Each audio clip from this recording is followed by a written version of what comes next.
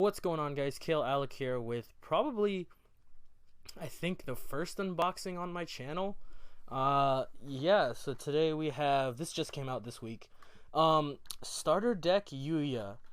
It's, this deck just came out this week, May 20, the week of May 28th, so Memorial Day weekend, this just came out. I think it's a great starter deck.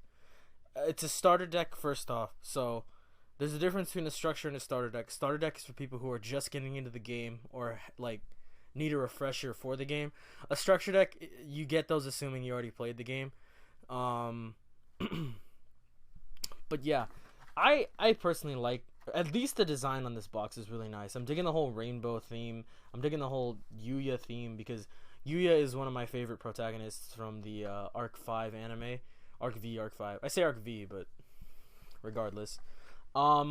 It's got a whole bunch of new Performa pals in here, which is really nice, and a really nice Archfiend Eccentric reprint. A common reprint, so it's easy to get because it's just a really good generic Pendulum Monster. And as you guys may not know, Pendulum Summoning is my favorite second summoning mechanic in the game. So let's crack this baby open and see what we got in this lovely starter deck Yuya. Alright guys, so these are the contents that you get inside of the deck itself. You get your mat, your nice paper mat that Konami, loves to treat us with. The design isn't bad, I just don't like the paper mats. It's got Yuya right there, it's got his new monster. I don't know what the fuck this thing's called. I like its design though. I really like the whole circus and magician theme that Yuya's deck has, and it's got the nice rainbow coloring that the box had. I don't like these paper mats with pendulum zones because it makes the field zone, the extra deck grave, and deck spots so much smaller. But I digress. Paper mats are crap, but I mean it's nice if you're starting out the game. You get your rule book. This is probably one of the better rule books. I don't know if it teaches you about exceed summoning or anything like that, but it teaches you how to pendulum, how to normal summon. So again, if you're starting the game, this deck is a really good pickup for you. It teaches you obviously one of the better mechanics in the game, arguably. But yeah, there's the rule book for that. And then there is the starter deck. 40 cards with some tokens, I believe, which is a nice switch up because we haven't gotten tokens from Konami in for fucking ever. Okay, and if my camera will focus, it's not going to focus today, but we have Performa Pal Sleight Hand Magician. Oh, it's another magician. That's nice. Let's pop it open. Okay. So Performa Pal Sleight Hand Magician. My camera's not the best, so I'll read you all the new effects of the newer cards. You can special summon this card from your hand by tributing one Performa Pal monster except a Pendulum Monster. Okay, so you have to tribute summon this thing by special summoning it with a non-Pendulum Performa Pal monster. Once per turn, you can discard one card, then target one face-up card in the field and destroy it. It's okay.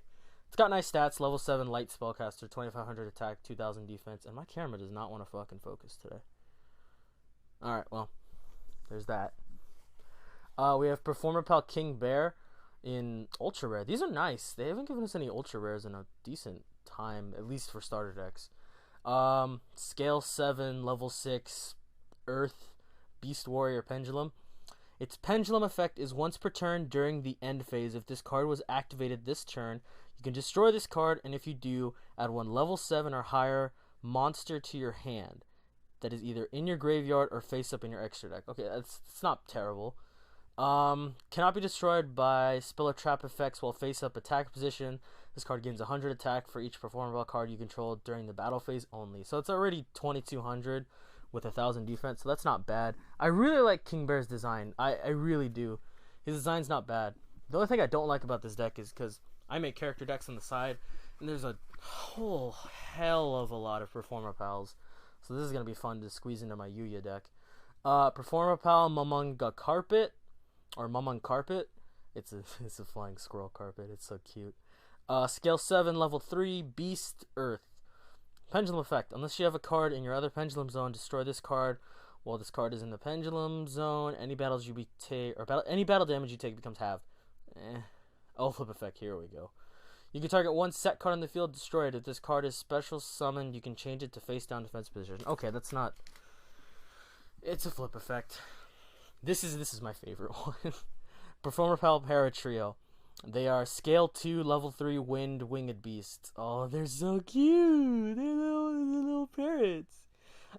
Pendulum effect. Once per turn, if you control a Performer Pal, Magician, or Odd Eyes card in your other Pendulum Zone, except Performer Pal Patrio, you can make this card's Pendulum Scale 7 until the end of this turn. Wow, there's a lot of Scale 7s in this deck.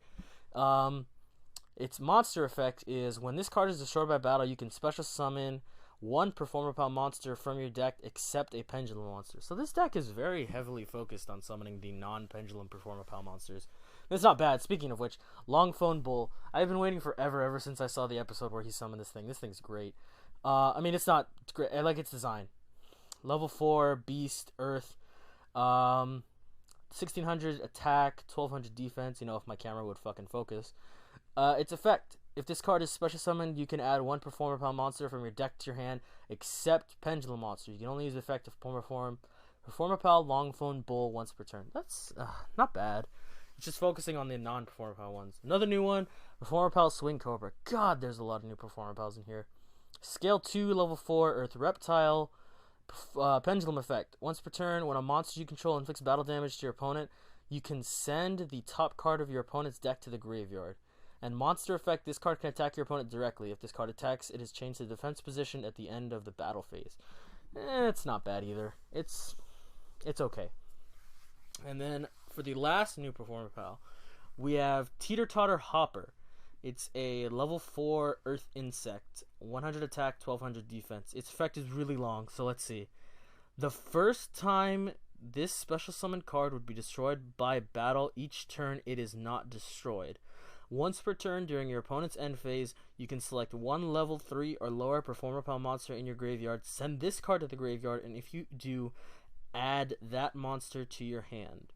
If a Performer Pal monster is sent from the hand to your graveyard, except during the damage step, while this card is in your graveyard, you can special summon this card. You can only use the effect of Performer Pal Teeter-Totter once per turn. He's okay. I like his design though. I like all the new all the Performer Pals are so nice looking. And then we have, for the rest of the deck, we have Odd Eyes, Pendulum Dragon, Stargazer Magician, Timegazer Magician, Performer Pal Drumrilla, Performer Pal Second Donkey, Performer Pal Hip Hippo, Full Cult's Cannon, Archfiend Eccentric. Oh, thank God that this card got a reprint. I mean, it was easily accessible in the Gold series that just came out, but I mean, it's still nice to have a common print of it. Gene Warped Warwolf, Beast King Barbaros, another decent card. Pitch Black Warwolf, Dragon Dowser, Giant Rat, a new card, Performer Pal Dramatic Theater. It's a field spell. And it does, monsters you control gain 300 attack for each monster you control with different types. Once per turn, if you control 4 Performer Pal monsters with different names, you can special summon one Odd Eyes monster from your hand, deck, or graveyard. It's not terrible. I like the art. Smile World. Oh boy. This card is very prominent in the anime. It's just all face-up monsters currently on the field gain 100 attack for each monster currently on the field till the end of the turn. I like the art. A lot of the art's so nice in here. I keep saying that, but I really like a lot of the art in this deck. Hippo Carnival, Draw Muscle, MST, Lightning Vortex, Book of Moon, good.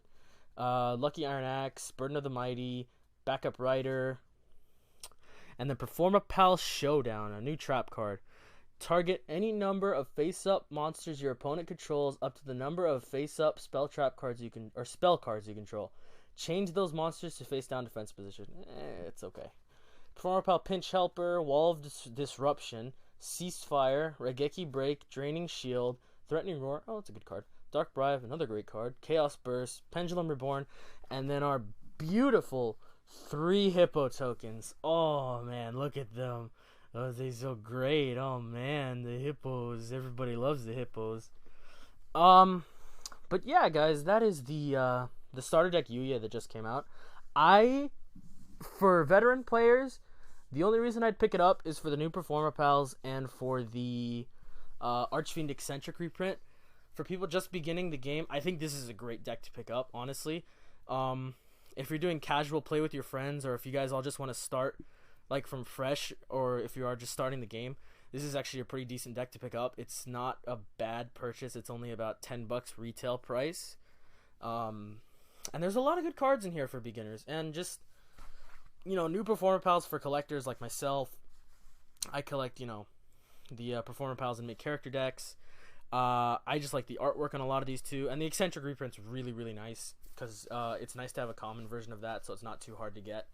But yeah, that has been the opening for my starter deck Yuya. On a scale of 1 to 10, for veteran players, I would rate this a solid 5 or a 6. It's not a bad deck, but I mean, if you don't have the money, or if you don't want to waste the money, don't get it. For new players, I'd rate it a 7 or 8 out of 10. This is almost a, I'd probably rate it higher, 8.5, 7 out of 10. This is a pretty good deck to pick up for beginning players if you're just starting the game. So, like I said, that's been my opening for the deck. Check out more of my videos, and peace out, guys.